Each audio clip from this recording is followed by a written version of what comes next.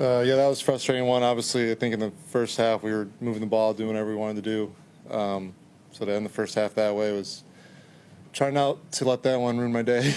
That one's on me, and I don't know what's happening. I got to figure that one out with the zone read stuff. And but like you said, happy how we battled back in the third quarter. Another big third quarter for us.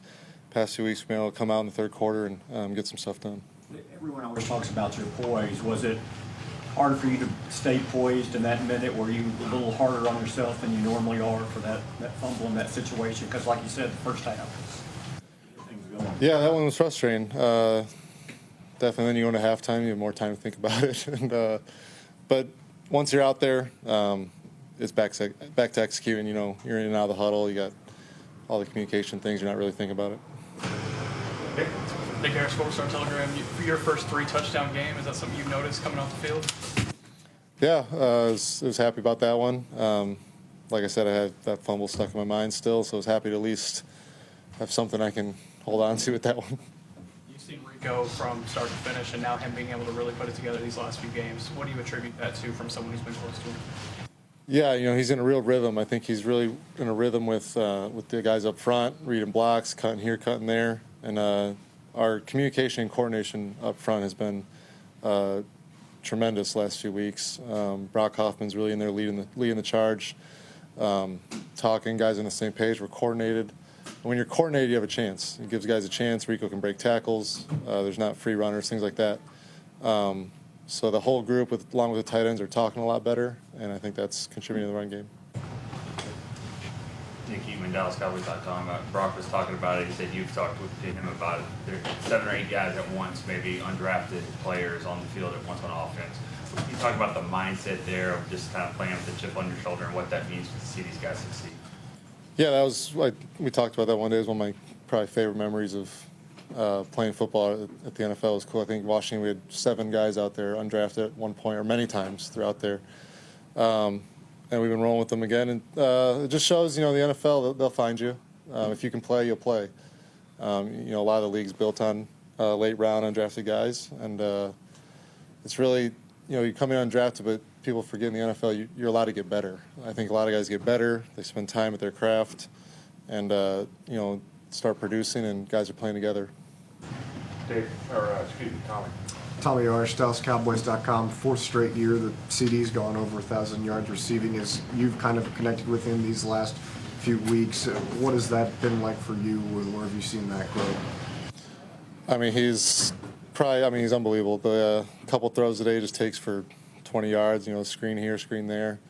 The adjustment he makes on the touchdown throw, it's just elite level instincts that a lot of guys don't have at that level, and he's just pretty easy to throw to, and got to get him the ball. Just the significance of that touchdown pass to open the third quarter after they forced the fumble on the very first play, and then capitalizing on it there, and what that play was and what you saw. Yeah, the way our defense is getting the ball right now, we've got to capitalize when they get us the ball. It's another game where they're getting turnovers, getting us short fields. So high emphasis on complementary football and turning those into touchdowns. And came out of the fake, didn't really expect to throw a touchdown that play. It was kind of a junky look, and JT's running back there, and kind of saw a safety in no man's land and threw it away kind of. It was like, oh, maybe he'll catch it, and he jumped up and caught it. And right where, you know, only he could get it, and he tapped his feet. It was a great play by him. The one to Jalen later, too, in the half. Can you describe that play? Yeah, you know, they kind of had it gloved, took away even the checkdowns, scrambled right. On that particular play, you'll see did not want to scramble right. Everything's going this way, and so it's kind of the oh crap moment. And then Jalen Brooks, tremendous job. I mean, he is screaming across the back line of the end zone to get in my vision there, where I'm thinking possible throwaway, and he's ripping. And just throw it out there for him. He made a great catch, and what an amazing play for his first touchdown. Is that it? Can you talk about this team's resiliency? You know, certainly coming off of Monday night, but even at the end of the half, the big change in momentum at the end of the half, come back and regroup at halftime, and the second half play your best football. Just your ability to not quit and not get down on yourself. Yeah, it was really. I think both sides of the ball showed it. We fumble, we mess that up. You know, they go down and score on one play, and then we come out first first or second play of the half. We get a fumble. I mean, flushed it on to the next play. I think we all knew we were playing well. We just kind of were shooting ourselves in the foot. So when we got back out there in third quarter, really excited to just keep going, do our job. Things would turn. Cooper, a lot was made about the Panthers being a favorite for the first time in 2 years. Was that talked about in your locker room at all before the game? Not much. I mean, we don't pay attention too much to that.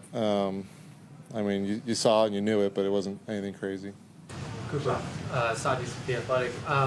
Your defense obviously pretty banged up right now, but you've gone against them in training camp, scout team, all that stuff. Just what have you seen from them when they are clicking as they have been in recent weeks?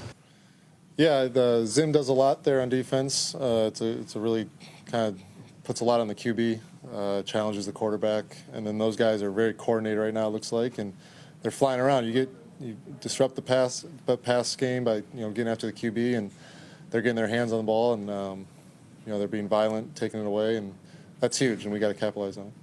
Do you feel like this is your best stretch of football in your career right now, these last 4 games?